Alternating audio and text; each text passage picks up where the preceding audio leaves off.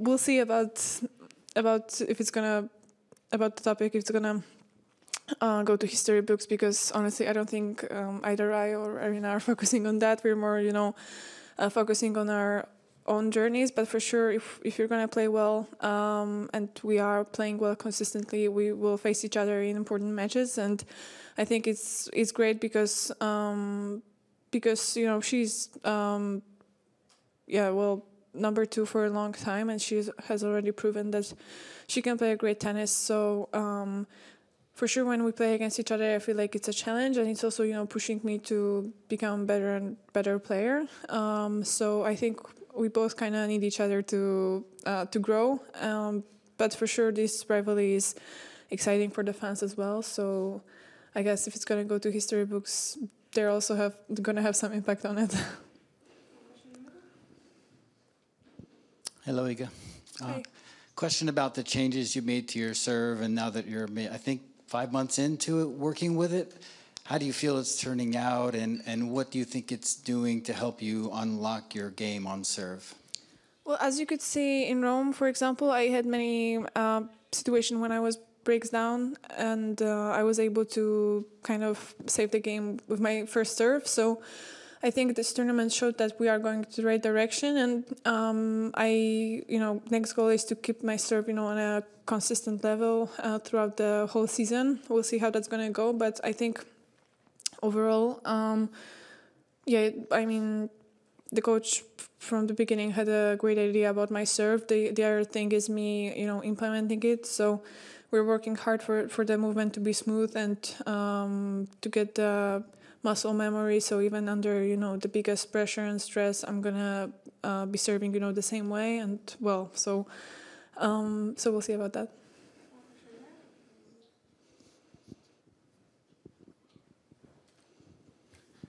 Hi, Iga. This is Franklin from Dutch TV. I have a question about the women's draw and the men's draw. If you compare it with each other, you see the women's draw. You're the strong favorite, alongside with Arina. You also have a few, maybe 2-3 other contenders who are the strong favorite. But if you compare it with the men's draw, which is pretty wide open, given some injury concerns, it has been switched if you look at the past years. How do you look at that? Well, I wouldn't say it has been switched, because it's not like women's tennis was nothing, but it depends on what you're interested in. If you're a fan of ATP, you're gonna take, take this draw more important. If you're a fan of WTA, you're gonna take women's draw more, a more important one. So I wouldn't say there was any switch. We'll see. I guess this tournament is long and many things can happen. You don't know who's going to get injured. You don't know who's going to recover and be ready to play. Like last year, we weren't sure if I'm going to play the first round, So this is not so black and white. And as I said, the tournament is long and anything can happen. So I'm not comparing any draws, and I'm not comparing, women's to men's tournament.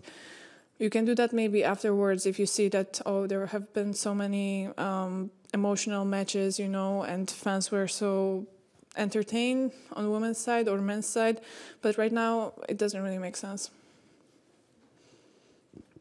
Hi, Iga. Just wondering if you still feel nervous before starting a Roland-Garros despite winning it 3 times, and if yes, does it manifest maybe differently than the previous times? Well, I would say, I would lie if I wouldn't.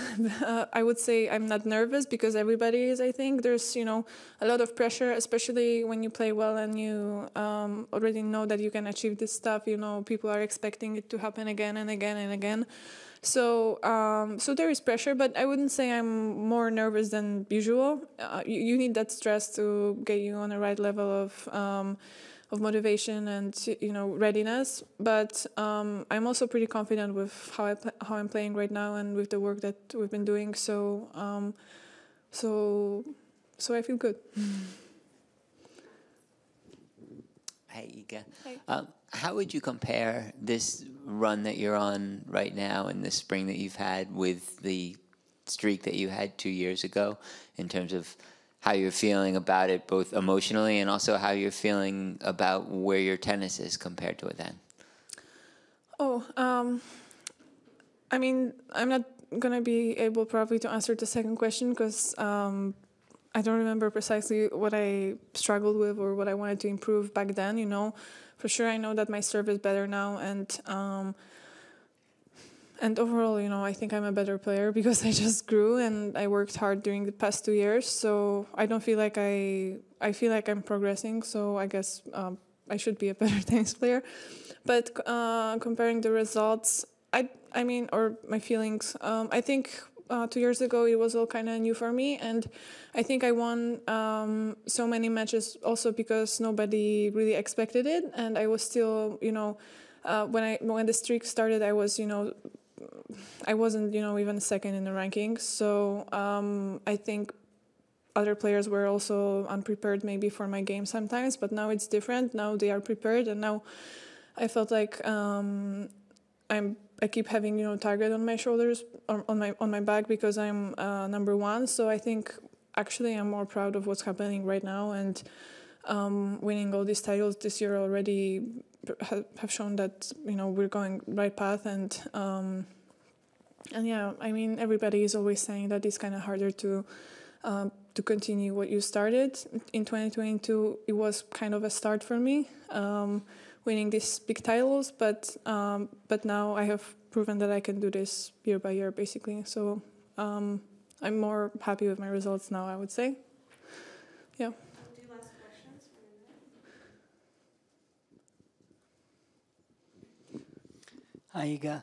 I'm curious what your reaction was to seeing in the men's draw that Rafael Nadal will be playing Alexander Zverev in the first round, and more generally for women's and men's tennis, do you think it might make sense for tournaments to go to a policy where they will seed a past champion or a great player at a certain tournament, even if his or her ranking has fallen? No, I think you could create a huge mess in the draws. Like, for example, in women's draw, you have so many past Grand-Chelem champions that it would be, and you know, one of them would be seeded, one of them not, because they won Wimbledon and not Roland-Garros, or they won Australian Open and not Roland-Garros. So yeah, it would. I don't think it's a good idea. It's better to keep it that way, especially because you get seeded because of your past results. You know, like past, I mean, you know, few months before. So it actually is showing your place in the rankings. So yeah. But Rafa's draw. Well, I don't know. I don't know that much about Zverev's tennis to know how this match might look like. I mean, he's a great player, but I don't know, you know, if he's gonna be rusty or not. It's the first round, so you never know. Rafa as well, like, I don't know. I'm not an expert. We'll see. I'm gonna watch it more of from a fan perspective than, you know, to analyze. So I just hope it's gonna be entertaining, and for sure it's a tough draw for Rafa. But I hope. I mean, I'm gonna be kind of rooting for him. Sorry, sorry, Alex. And we'll see. Yeah. Hey, just going back to the serve again, I'm just curious to know what it is. You mentioned you feel like you're serving better than ever. So what is it exactly that you found? Is it more pace? Is it better placement? Is it consistency? All the above? And how does it make you feel in the matches now, knowing that you are able to do like what you did in Rome and be able to dial it up on the key points and maybe control more of the points? Is that what we're looking for? Well, changing the technique, I think it allowed me to serve faster, and my placement, we worked on my placement as well, so it got better for sure, and I feel that because I feel like I have more options, you know, when I'm serving. But honestly, I'm still not expecting like a lot. I don't feel like I'm a big server yet because I need to prove to myself that this serve is going to be there consistently. And it has been, you know, I've had ups and downs, so I would say I'm not expecting a lot from it, but it's fine. Like, my serve was pretty bad before, and I could win many tournaments. I always have a plan B. I don't need to win points only by serving, but it has been comfortable, you know, for example, in Rome. But yeah, I'm not expecting a lot from it. So I also think this is going to help me just take it easy and improve it step by step and not, you know, suddenly think that I'm going to start, you know, serving aces because this is not my game kind of.